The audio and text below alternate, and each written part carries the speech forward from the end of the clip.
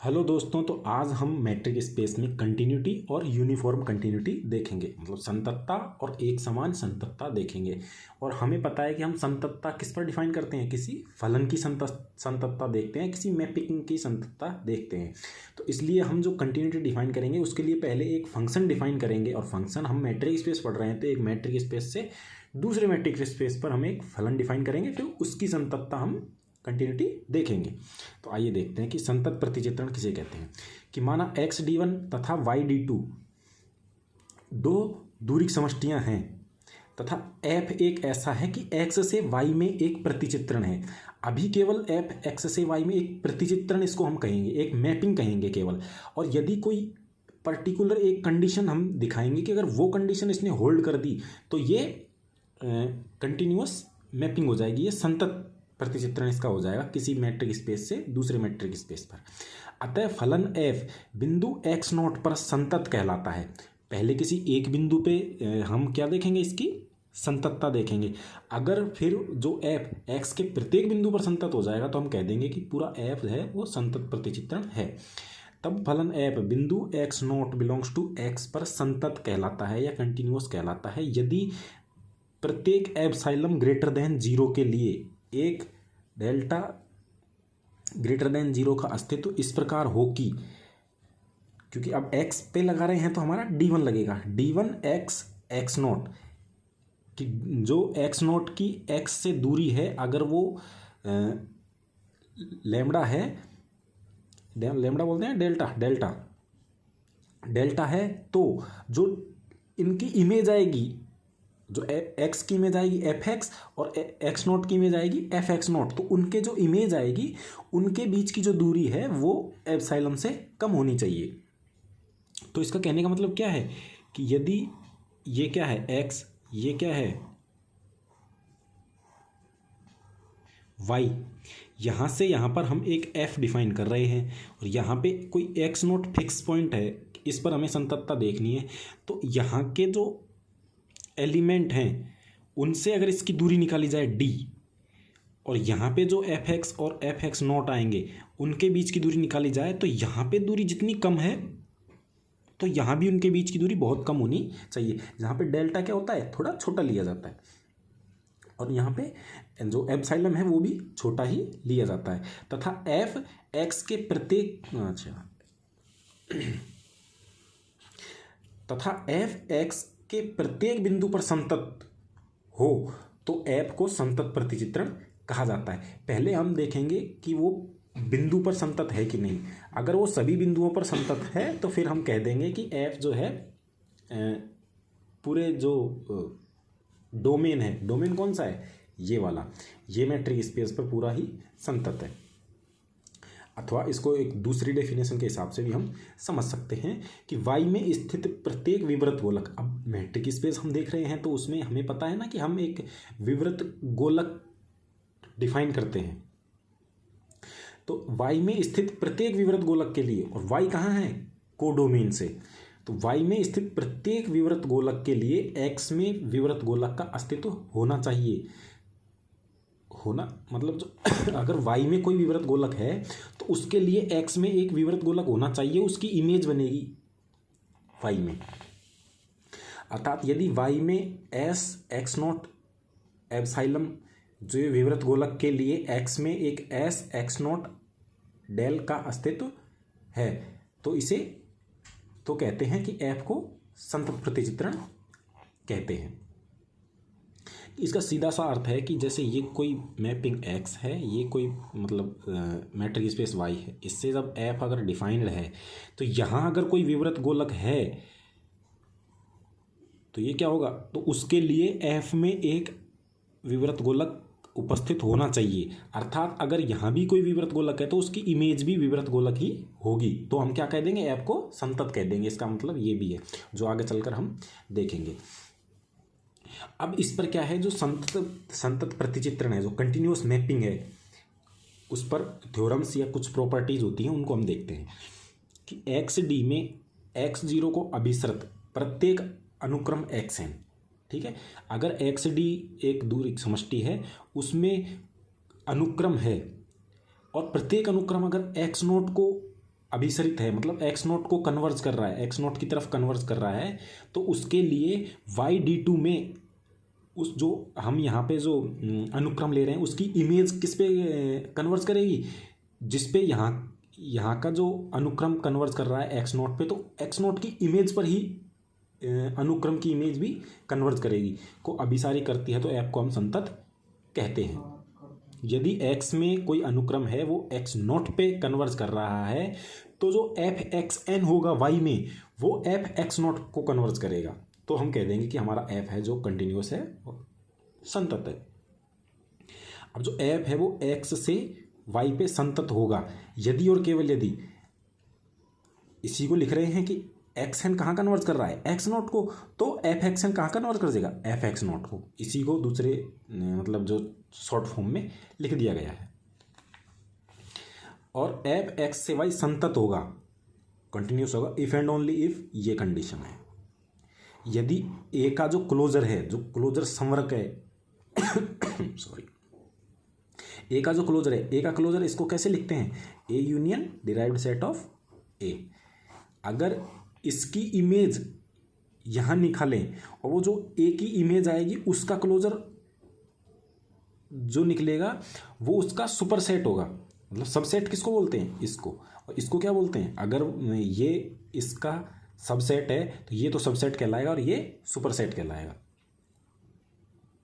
तो अगर इस कंडीशन को फॉलो करता है कोई भी एफ, एफ किसको कहेंगे, मैपिंग को, अगर कोई भी मैपिंग इस कंडीशन को फॉलो करती है किसी भी सेट के लिए, और ए कहाँ का होगा, यहाँ का, एक्स का एक सबसेट होगा, अगर एक्स का कोई सबसेट लें और उसका क्लोजर लें, उसकी हम मैपिंग निकालें, तो जो हमारा ये मैपिंग आएगी वो अगर एफ ए की मैपिंग निकाल के उसका क्लोजर लेंगे तो उसके सब ये आपस में इस सबसेट की प्रॉपर्टी को होल्ड करेंगे, तो हम कहेंगे कि एफ संतत है, कॉन्टिन्यूअस है।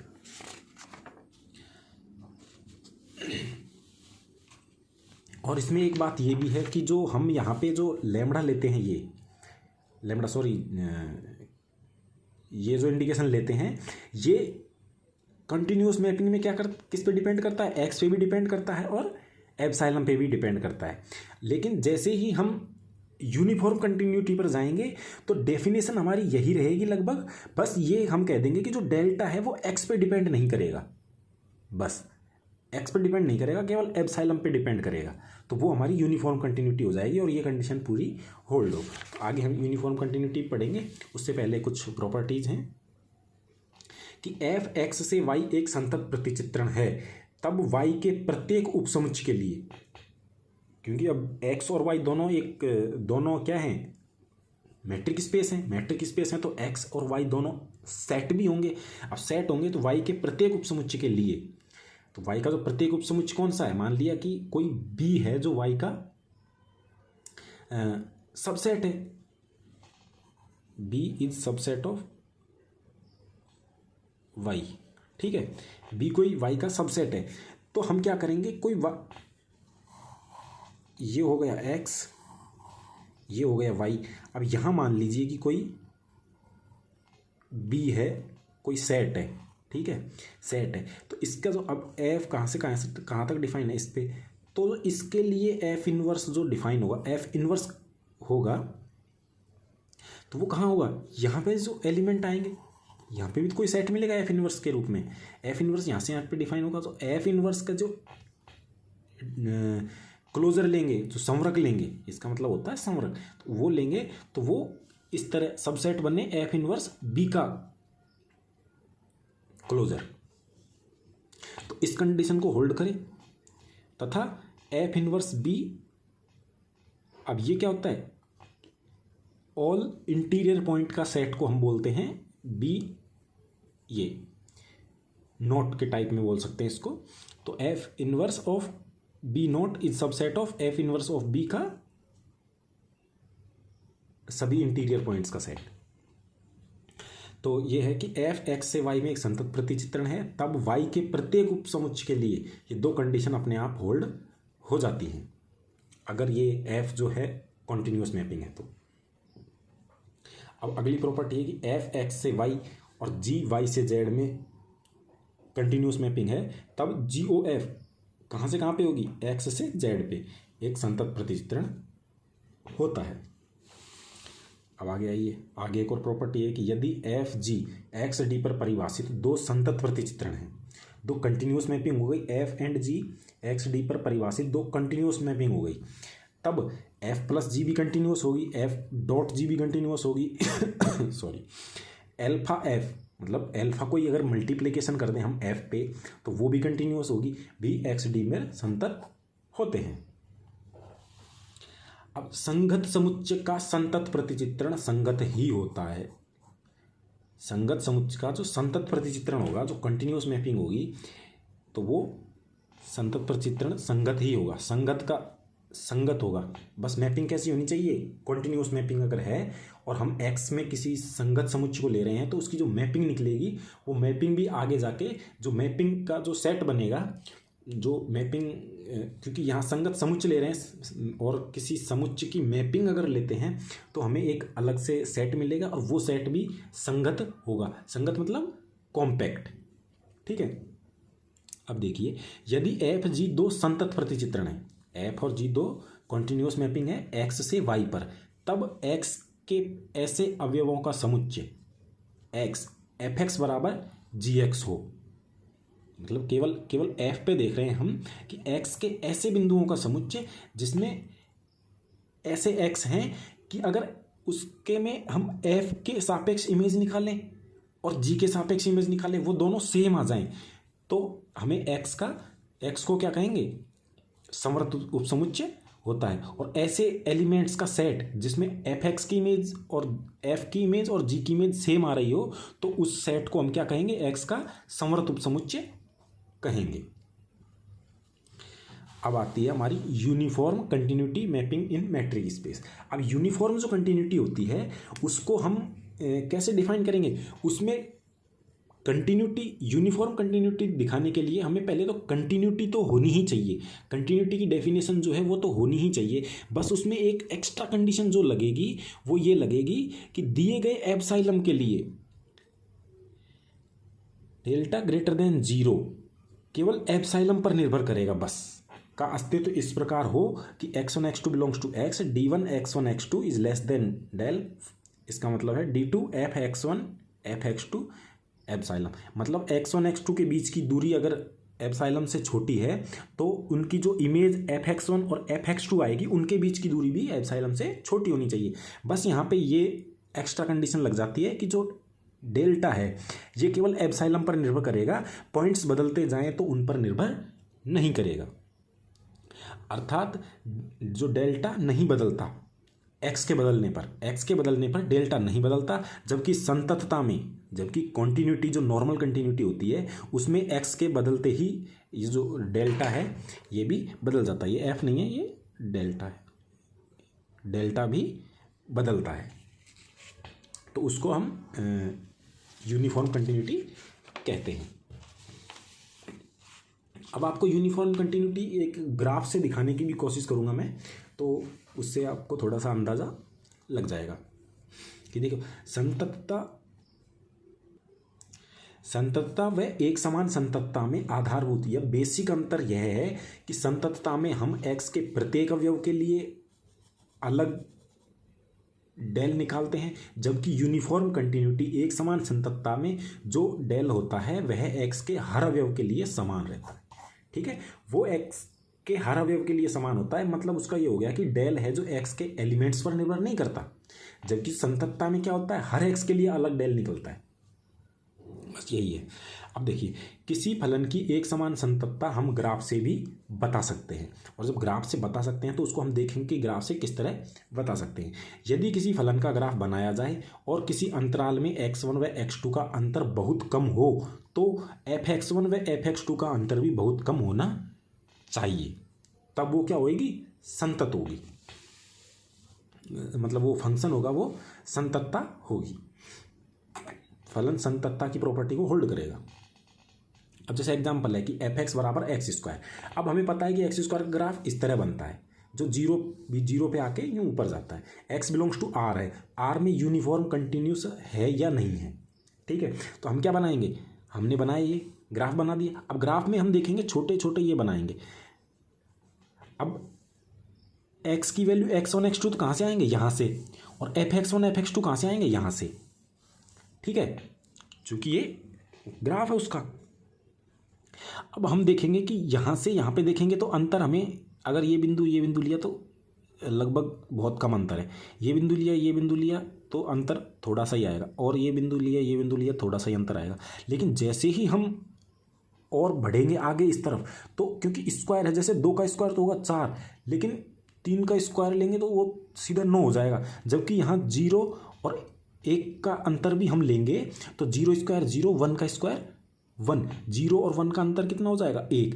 जबकि जैसे ही हम आगे बढ़ते जाएंगे 1 2 3 4 5 6, और जैसे 5 और 6 का अंतर लेंगे तो 5 25, 6 6 36, अंतर और बढ़ता चला जाएगा, क्योंकि 11 का अंतर हो जाएगा। तो वो अंतर बढ़ता जा रहा है।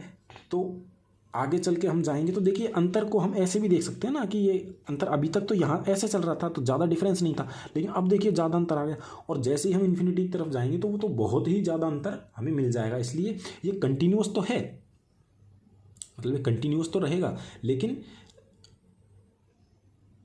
यूनिफॉर्म कंटिन्यूअस नहीं रहेगा। यूनिफॉर्म मतलब जैसे यहाँ जितनी इसकी संततता है ना, यहाँ जिसकी इतनी संततता, आगे चल के ये संततता बढ़ जाती है, तो इसलिए एक समान नहीं रहती, इसलिए इसको हम यूनिफॉर्म कंटिन्यूअस नहीं कहेंगे। अब बाकी हम इसको देख भी सकते हैं कि ग्राफ से हम देख पा रहे हैं कि यह संतत फलन है, कि संतत फलन का ग्राफ ऐसा होता है, संतत फलन है। अब जब हम x1 बराबर 0 लें और x2 बराबर 1/2 लें, तब देखिए, तब इसमें इनका डिफरेंस निकालेंगे तो 1/2, और f(x0) माइनस f(x1) मतलब x1 माइनस f(x2) क्या आएगा, 0 का स्क्वायर 0 माइनस 1/2 का स्क्वायर 1/4, तो ये क्या आ जाएगा 1/4। तो डेल तो निकल आया यहाँ से ये, और जो यहाँ निकलेगा एप्सिलॉन, वो एप्सिलॉन किससे 1/4 से छोटा होगा, तो ये यहाँ पे इतना आ गया। अब इसका मतलब ये था कि अगर ये 1/2 समान ही रहे सब में, और इतना ही डिफरेंस लेके हम एलिमेंट्स लेते जाएं, तो ये हमारा यूनिफॉर्म कंटिन्यूअस हो जाएगा। लेकिन जैसे ही हम अगले पॉइंट लेते हैं, जैसे 5 और 5.5 लिया, यहाँ से 0 और 0.5 0.1 लिया ना, 0 और 0.5, 1/2 को 0.5 बोलेंगे ना, तो 0 और 0.5 लिया, यहाँ हमने 5 और 5.5 लिया। जैसे यहाँ का अंतर हम निकालेंगे वो 1/2 नहीं आएगा, तो वो 1/2 सॉरी, जो इनका डिफरेंस लेंगे वो 1/4, एप्सिलॉन से कम 1/4 के बराबर नहीं आएगा। तो देखिए x1 माइनस x2, तो 5 माइनस 5.5 बराबर 0.5 इज इक्वल टू 1.2। इसका और इसका अंतर तो दोनों का बराबर है, लेकिन जैसे ही हम इमेज पे जाएंगे fx1 माइनस fx2, तो 5 5 25 का स्क्वायर, क्योंकि फलन जो हमें दे रखा है x स्क्वायर दे रखा है स्क्वायर, और 5.5 का जैसे स्क्वायर निकालेंगे तो कुछ समथिंग इतना आएगा, तो इनका डिफरेंस निकालेंगे तो 5.5 आ जाएगा, जो कि इस डिफरेंस से काफ़ी ज़्यादा है। इसलिए यह एक समान कंटिन्यूअस या यूनिफॉर्म कंटिन्यूअस नहीं है। अब हम एक अगला एग्जांपल देखते हैं। तो जैसे fx बराबर 1/x है, इसको r पे देखेंगे तो इसका ग्राफ अलग बनेगा। यदि इसको हम चलो r के लिए देख लेते हैं। जैसे ही हम इसको r के लिए देखेंगे तो डायग्राम बनाएंगे, मतलब ग्राफ बनाएंगे इसका। तो पॉजिटिव वैल्यूज़ के लिए तो क्या जाएगा, ये 0 पे इन्फिनिटी होता है ना, तो ऐसे इसका ग्राफ बनेगा इस तरीके से पॉजिटिव वैल्यूज़ की। नेगेटिव वैल्यूज़ के लिए ये इस तरह से जाएगा, मतलब नेगेटिव जब 0 होगा तो 0 पे तो इन्फिनिटी माइनस इन्फिनिटी पे जाएगा, और वैसे आता आता आता इस तरीके से, क्योंकि नेगेटिव पे जाएगा ना ये। x बराबर हमने -1 लिया तो -1, और -2 लिया तो वैसे वैसे ये 0 की तरफ आता जाएगा। जैसे ही हम x की वैल्यू को माइनस में बढ़ाते जाएंगे तो ये y की वैल्यू 0 की तरफ आती जाएगी। तो ये क्या हो गया, x माइनस x, ये y माइनस y। तो अब ये ग्राफ देखिए आप, अब इसका ये 1/x ग्राफ बन गया। तो r पे ये क्या है, केवल 0 पे कॉन्टिन्यूस नहीं है ये, क्योंकि r में 0 आ रहा है, तो ये r में इसको r पे ये कंटिन्यूस नहीं। इसको मान लीजिए r 0 इस तरह ले लिया, r में से 0 हटा दिया, तो अब ये क्या हो गया, केवल x बराबर 0 पर संतत नहीं है, लेकिन हमने अब हमारा जो डोमेन लिया है उसमें से 0 हटा दिया तो ये लाइन हट जाएगी। तो अब ये क्या हो गया, ये संतत फलन हो गया। अब ये कॉन्टिन्यूस हो गया ना, क्योंकि 0 हटा दिया। अगर ये 0 इसमें इंक्लूड करते तो हम क्या कहते कि 0 पर संतत नहीं है, तो ये यूनिफॉर्म कंटिन्यूस तो हो ही नहीं सकता। केवल 0 पे संतत नहीं था तो हम बोल देते कि पूरे R पर ही ये यूनिफॉर्म कंटिन्यूस नहीं है।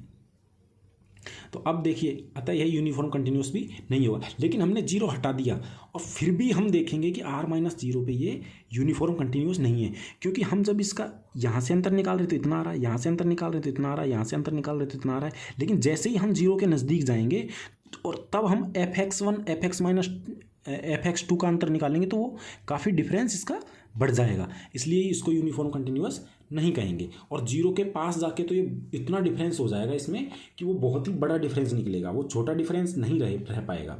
जिस तरह इसमें देखा था, इसमें छोटा डिफरेंस 1/2 है, तो इसमें छोटा डिफरेंस 1/4 है। लेकिन जैसे ही हम इस डिफरेंस को सेम रखते हुए इनकी fx1 और fx2 का डिफरेंस निकालते हैं तो वो ज़्यादा निकल जाता है, इसलिए हम उसको यूनिफॉर्म कंटिन्यूस नहीं कहते हैं, जबकि वो कंटिन्यूस है। वही 1/x का भी इसी तरह से होता है। अब 1/x दे के वो कोई भी दूरी की समष्टि में इसको सबसेट दे के फंक्शन दे के वो पूछ सकता है, जो कि अब जैसे एग्जांपल f बराबर x² है अंतराल 0 और 1 में, तो हम क्या करेंगे, सबसे पहले x² का ग्राफ बनाएंगे। अब वैसे अगर इसको मैट्रिक स्पेस की थ्योरी से प्रूव किया जाएगा तो ये काफ़ी लंबा हो जाएगा, लेकिन हम क्या करेंगे, हम केवल डायग्राम से ही देखेंगे। 0 से 1 के बीच में हमसे पूछ रहा है ये कि यूनिफॉर्म कंटिन्यूस है, तो यूनिफॉर्म कंटिन्यूस है तो हम 0 से 1 के बीच में यदि छोटा अंतराल लेते हैं तो इसका डिफरेंस बहुत ही कम दिखाई देता है, तो वो छोटे से छोटा, जितना छोटा है उतना ही छोटा रहेगा। तो x² यूनिफॉर्म कंटिन्यूस है छोटे अंतराल में। लेकिन अगर इसको हम r+ में ले लेंगे तो r+ में लेने के बाद इसमें जो अंतर है वो बढ़ता चला जाएगा, इसलिए उसको r+ में, जैसे क्योंकि x² है तो r+ में या पूरे r में ये यूनिफॉर्म कंटिन्यूस नहीं होगा, केवल एक छोटे से अंतराल में ही यूनिफॉर्म कंटिन्यूस होगा। अब जैसे f बराबर sin x है, तो sin x क्या होता है, ये यूनिफॉर्म कंटिन्यूस होता है पूरे R में।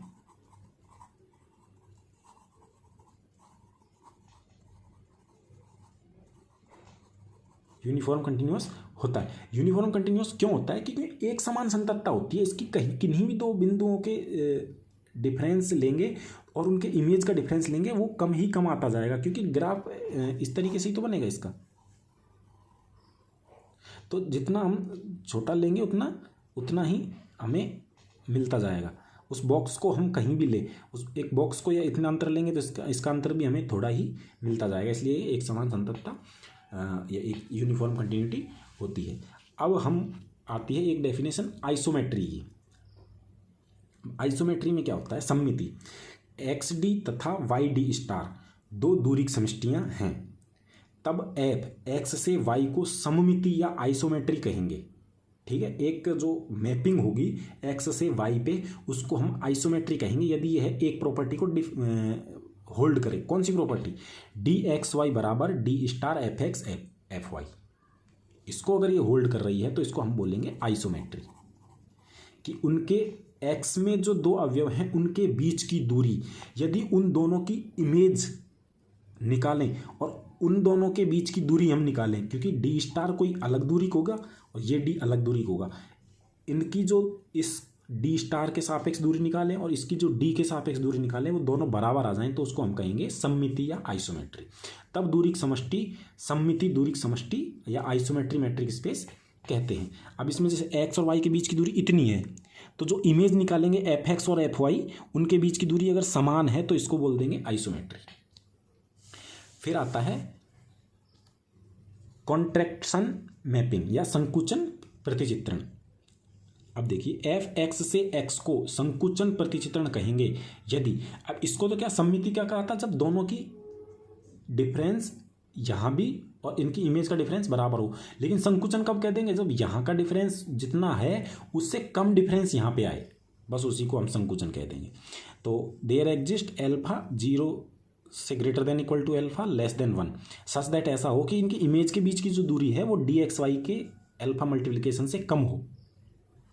बाकी हम सीधा ऐसे इसको संकुचन को डिफाइन ऐसे करते हैं, और इसको अगर डायग्राम से देखें तो इनके बीच की दूरी जो है वो आगे जाके मैपिंग में अगर इनके बीच की दूरी कम हो जाती है तो उसको बोलते हैं कॉन्ट्रैक्शन मैपिंग। फिर होता है फिक्स्ड पॉइंट। फिक्स्ड पॉइंट हम पहले पढ़ चुके हैं, मतलब जो पहले आने वाली वीडियोस में हम फिक्स्ड पॉइंट पढ़ चुके हैं। फिक्स्ड पॉइंट क्या होता है, जब एफ एक्स ही निकाल कर दे दे तो उसको हम फिक्स्ड पॉइंट कहते हैं। एफ एक्स से एक्स एक मैपिंग है, तब एक्स बिलोंग्स टू एक्स को हम फिक्स्ड पॉइंट कहेंगे यदि एफ एक्स बराबर वापस एक्स ही आ जाए। जैसे एफ एक्स बराबर एक्स स्क्वायर के लिए फिक्स्ड पॉइंट कौन कौन से हैं कि 0 का स्क्वायर करेंगे तो भी 0 आएगा और 1 का स्क्वायर करेंगे तो भी 1 आएगा, जबकि इसमें फिक्स्ड पॉइंट में -1 नहीं आएगा, क्योंकि -1 का जैसे ही स्क्वायर करेंगे तो वो +1 देगा, इसलिए -1 को फिक्स्ड पॉइंट में नहीं लेंगे। इसके लिए 0 और -1 दो फिक्स्ड पॉइंट होंगे। अब देखिए इस पर भी कुछ प्रॉपर्टीज़ हैं जो कॉन्ट्रैक्शन मैपिंग जो हमने पढ़ी थी। प्रत्येक संकुचन मैपिंग या प्रत्येक संकुचन प्रतिचित्रण एफ एक्स से एक्स एक समान संतत होता है, यूनिफॉर्म कंटिन्यूअस होता है। ठीक है, every contraction mapping is uniform continuous. इसको देखना। अब है कि एफ को ओपन मैपिंग, अब कुछ थोड़ा सा हट के ऐप की बात कर रहे हैं, हम मैपिंग की बात कर रहे हैं, तो इसको आगे देखते हैं कि ऐप को ओपन मैपिंग या विवृत प्रतिचित्रण कहेंगे यदि F G D star open हो तो जी डी ओपन हो। मतलब वाई में जो एफ जी निकलेगा वो अगर डी स्टार ओपन मतलब वाई की दूरी समष्टि के लिए ओपन हो तो इसकी जो प्री इमेज जो है जी वो एफ में डी ओपन हो। अगर मतलब एक्स में किसी सेट को हम ओपन कह रहे हैं तो उसको उसकी दूरी डी के साथ ओपन कहेंगे। यदि जी में कोई सेट ओपन है तो उसको हम डी ओपन कहेंगे, और एफ जी में कोई सेट ओपन है तो उसको डी स्टार ओपन कहेंगे, मतलब जो उसकी दूरी है उसके साथ। तो इसमें वही है कि एफ जी अगर ओपन है तो जी एक्स में ओपन होना चाहिए, तो एफ को ओपन मैपिंग कहेंगे। जहाँ पे एफ कहाँ से कहाँ पे है, एक्स से वाई पर है, और डी स्टार किसकी दूरी के, वाई की, और डी किसकी दूरी के, एक्स की। जब यहाँ पे कोई एफ जी ओपन है तो उसकी जो प्री इमेज जी है वो एक्स में ओपन होनी चाहिए, तो हम एफ को ओपन मैपिंग कहेंगे। अर्थात एफ एक्स डी से Y D star is open if F G open in Y then G is open in X. अब वो डी स्टार और डी क्यों लगा रखा है, क्योंकि वाई के साथ डी स्टार की मैपिंग वो आएगी दूरी, और एक्स में डी की दूरी का आएगी।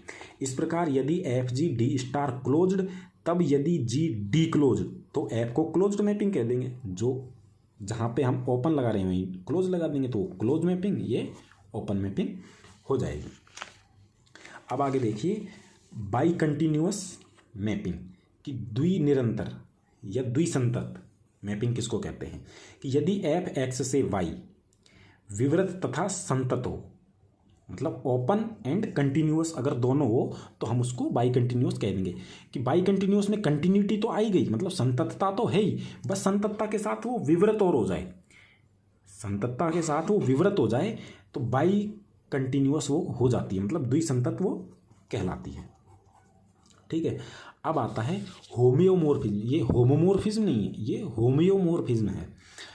एक मैपिंग एफ एक्स से वाई को होम्योमोर्फिज्म कहते हैं यदि एफ एक की आच्छादक हो और एफ बाई कंटिन्यूअस या द्विसंतत हो। इसमें दो प्रॉपर्टीज हो जाती हैं कि एफ एक की आच्छादक हो और एफ बाई कंटिन्यूअस हो। अब अगर इस दूसरी प्रॉपर्टी को हम खोल दें तो इसमें क्या हो जाएगा कि वो कंटिन्यूअस हो और कंटिन्यूअस के साथ ओपन मैपिंग भी हो।